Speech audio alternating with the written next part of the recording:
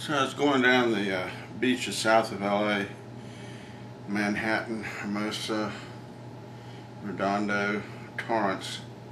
Came to a little area of Los Angeles coastline there that's called the Palos Verde's Rolling Hills, or Rolling Hill Estates. I'm not sure exactly why it's called that, but there isn't much beachfront there. There's not much beachfront where you can go down to the beach unless it's mostly all private.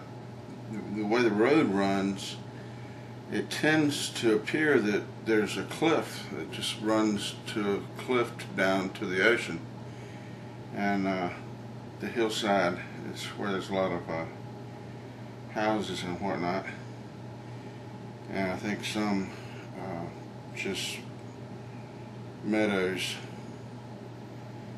farm, maybe ranch, I guess, ranch lands, but no beachfront. So that was kind of bad for me because it's rather long. I'm thinking probably more than 10 miles of coastline. I'm not sure.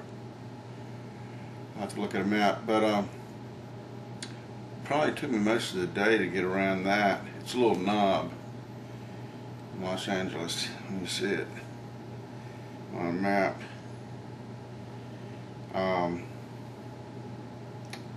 So it's further than the way it looks. Well, further than if you drew a straight line down the coast because you're walking around knob. But anyway, I think they're fairly ritzy homes along there. And then as it comes around toward the bottom of the knob, I realize I'm doing all this backwards. It should be a knob like that. And toward the bottom of the knob is where the main harbor area for the Los Angeles, I guess you'd call it the industrial harbor area for Los Angeles, greater Los Angeles metro is. And so they have a lot of big ships and whatnot that come in there, all the big docks and what do they call those, transport containers, container freight vessels, sea train, I'm not sure, but anyway, unloaded there, and I don't know, might even be some oil shipping there. There's certainly, I think, a few oil rigs or ex-oil rigs that were along the shoreline there. And so it's real messy, dirty right there. A lot of fuel and oil and whatever gets leaked out of the ships and whatnot. It's real polluted, I believe, or was at least, similar to New York's famous Hudson River, famous for its pollution. I don't think any swimming goes on there. But it's not a beach again, like I was saying. Either it's cliffside or it's actually been developed into being harbor docking areas, but docking areas for large ships, not just for boats. And so that's this whole big development that goes on up into that lower part of the knob. As you walking down from Santa Monica and then you go around the Palos Verde's Rolling Hill Estates, it's right up underneath there is this whole harbor area. And then just beyond the harbor area is another, where the beaches start up again, another beach area is Long Beach, and that goes down all the ways along the coast, and then a whole string of beaches to the south there going down toward San Diego. But I'd heard about the Queen Mary ocean liner, famous ocean liner, I guess, of the 19th century, maybe early 1900s, similar to the Titanic. She never sank, but when she was decommissioned, I don't know how Los Angeles ended up with her. I think she was an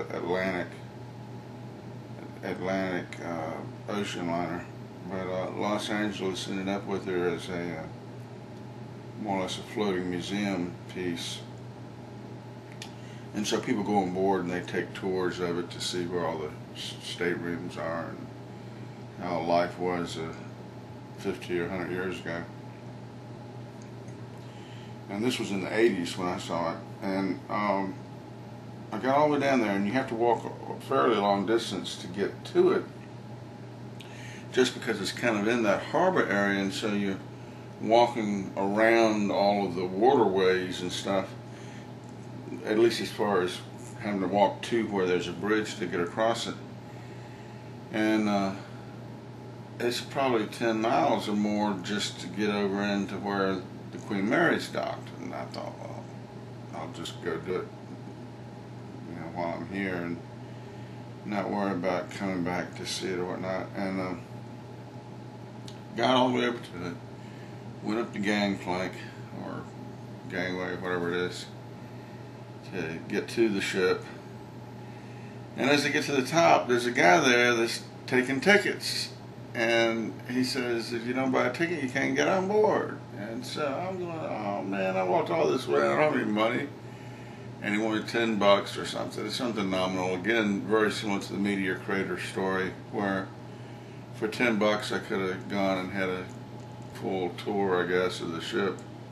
1981, I guess that was a lot of money. It is still a little bit, but when you got no money. But probably costs more to take the tour now. I told him I didn't have any money, and so he said, well, I'm sorry, I can't let you on board. But then right as he says that, he turns and walks away.